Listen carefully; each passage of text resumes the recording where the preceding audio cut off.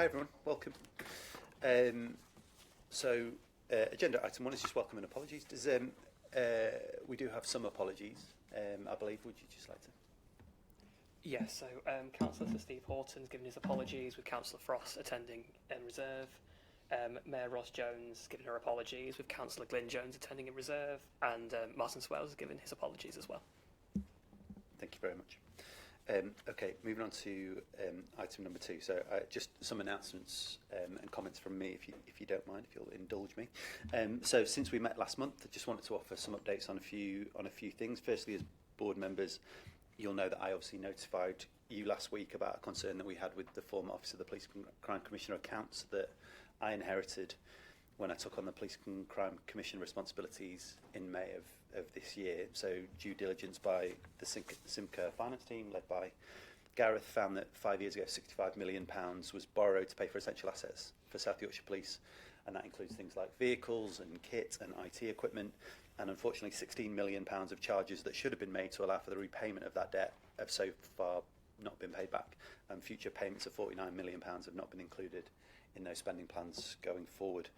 So as you could imagine, and as I know you share with me, a sense of deep disappointment and frustration about that situation, but I'm doing 2 things. We're working at pace with external auditors, South Yorkshire Police and the government to identify a sustainable solution, and I've also instructed my office to bring in an external team to independently look at the process that allowed those mistakes to happen, to go undetected for 5 years and make sure that there is not a systemic challenge or problem there, to give us all reassurance, and most importantly give the communities of South Yorkshire reassurance that there is not a wider problem at play. So that's happening right now. I will obviously continue to keep you informed, the communities of South Yorkshire informed, and work with the police and the government and everybody else to find a solution going forward.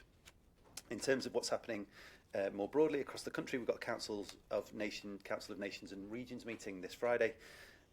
That's the first of the Prime Minister's Council of Nations and Regions.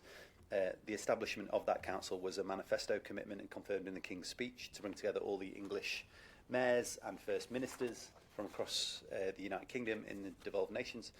And so obviously I'm delighted that the Prime Minister is bringing us all together and chairing the first meeting, aiming to strengthen central government's relationship with mayors and those devolved administrations, and deliver on their promises around devolution, which have been central to their ambitions, as I think we all know.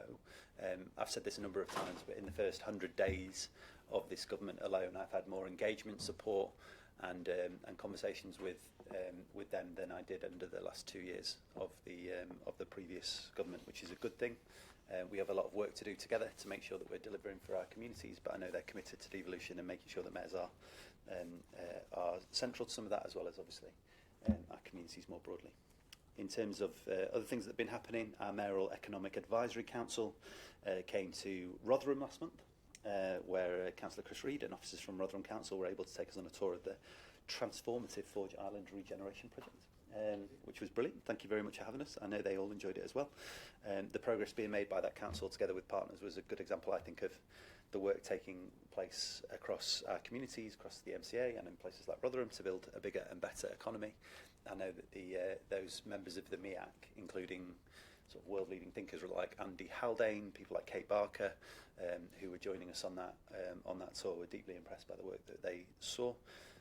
We also brought that MEAC group together with our Business Advisory Board during the visit, before a full day of meetings with the AMRC's outstanding 2050 team. We're really lucky, I think, to have a group of people like that helping us and working with us to build that bigger and better economy in South Yorkshire. And then, just last but not least from me, I've also been at Labour Party conference along with, I know, other colleagues. It was in Liverpool, and an important opportunity for me and colleagues from Simca to engage with government ministers, secretaries of state, wider stakeholders, bang the drum for South Yorkshire. I was grateful to the Aviation Minister, Mike Kane, for meeting me to discuss progress on reopening Doncaster Sheffield Airport. I know he met colleagues from Doncaster specifically as well.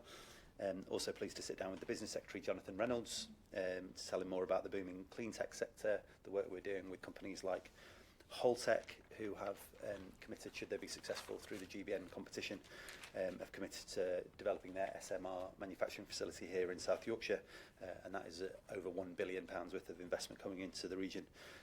It's clear, as I said before, that mayors and combined authorities are going to play a key role in the government's plans and programmes going forward, and that was demonstrated at Labour Party conference through the meetings that I had with people like Johnny and Mike and Louise Haig and others, and many other people besides. So that's what we've been up to.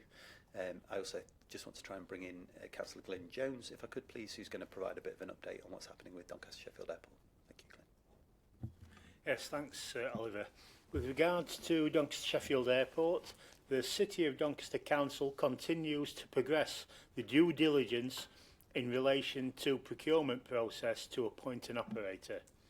We are also progressing updating the outline business case so that the full business case can be brought soonest to the available MCA board meeting following the satisfactory conclusion of the assurance process. Regular discussions are taking place between the teams and external advisors to arrive at a decision point as soon as possible. Thank you for that indulgence, Chair. Thank you. Does anybody want to chip in on that? Are you okay? I know we're having private conversations as well. No? Okay, brilliant. Thank you, Glyn. So we move on to